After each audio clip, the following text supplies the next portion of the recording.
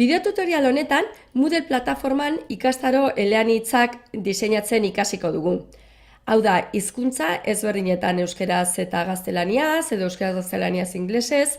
Orain arte, ez zegoen aukera handirik horretarako, edo 2-3 ikastaro ezberdin diseinatu, baina horiek irakasle eta ikasleen lana zailtzen zuten. Ikastaro bakarra ere sortu izan dugu, baina kolore ezberdinez, ipiniz hizkuntza ezberdinetako edukia, edo HTML editorean multilang etiketa erabili izan du bakarren batek ere. Baina ez ziren oso aukera egokiak egia esateko. Gaur ikusiko dugun aukera erraza eta txukuna da. Moodle 2.0 bertsioan edozein elementu ikaslei erakusteko baldintzak jartzeko aukera agertu zen, baina 2.7 bertsioan funtzionalitate hau hobetu dute eta orain baldintza sortak egin ditezke ere. Horrek esan nahi du, sistema berri honek beste irizpide batzuen araberako baldintzak sortzeko aukera zabaltzen duela. Eta badago guri interesatzen zaigun hizkuntzaren araberako baldintzak ezartzea. Hau da, egin litezke dataren baitako baldintzak ipini, kalifikazioaren baitakoak, baina orain hizkuntzaren baitako baldintza ipin dezakegu. Hau da, erabaki ahal izango dugu, ea ikasle batek nola nahi dugun ikustea bere ikastaroa. Gaztelaniaz, euskaraz, ingelesez eta edozein momentutan gainera aukeratu ahal izango du hizkuntza hori eta aldatu. Horretarako, Restriction by Language delako gehigarria instalatuta izan beharko dugu gure Moodlean, guk halaxe daukagu. Orduan, nola egingo dugu?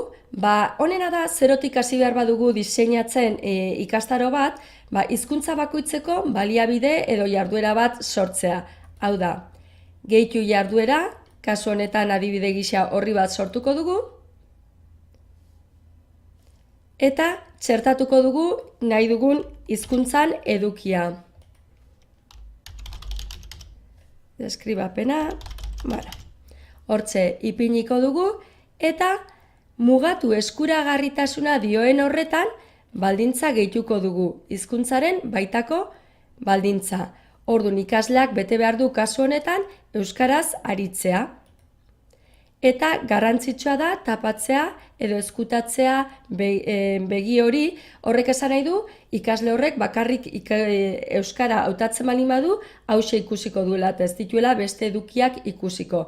Jarraian sortuko genuke beste bat, berdina, orria, eta kasu honetan gaztelaniazko edukia ipiniko genuke.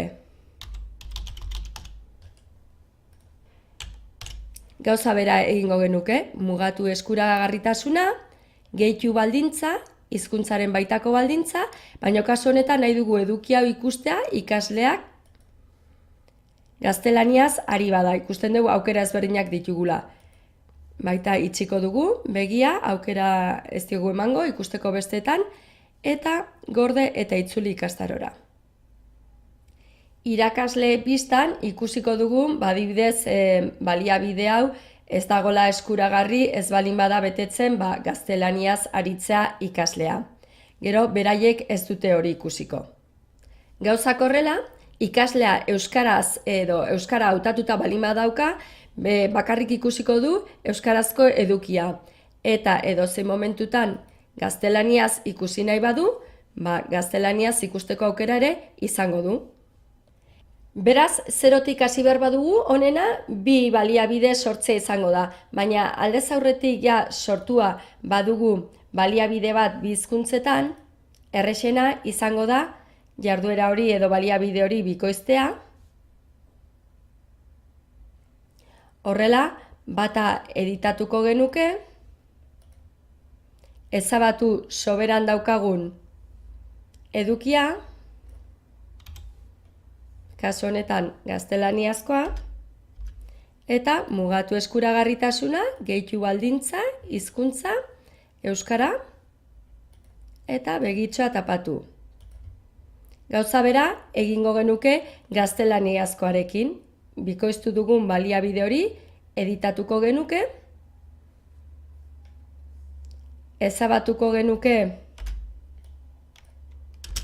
soberan dugun edukia, kasu honetan euskarazkoa, eta mugatuko genuke eskuragarritasuna, gehituz baldintza, hizkuntza, kasu honetan espainol, eta ezabatu begitxoa. Horrela, ikusiko dugu baditugula baldintzak ipinita. Komeni da esatea, foro bat adibidez nahiko bagenu naiz eta bizkuntzaetan bereizi ikastaroa, baina nahi badugu hainbat jardueratan berdina izatea denentzat, betiko moduan sortuko dugu foro hori edo jarduera hori, eta ez dugu eskuragarritasuna mugatuko, besterik ez. Bideo tutorial honetan beraz, Moodle plataforman ikastaro eleanitzak diseinatzen ikasi dugu. Horretarako, Restriction by Language gehigarria instalatuta egon beharko da. Eta jarduera edo baliabidea sortzean, eskuragarritasuna mugatu beharko dugu hizkuntzaren baitan ikusi dugun bezala. Hauxe izan da guztia, espero dugu baliagarri izatea.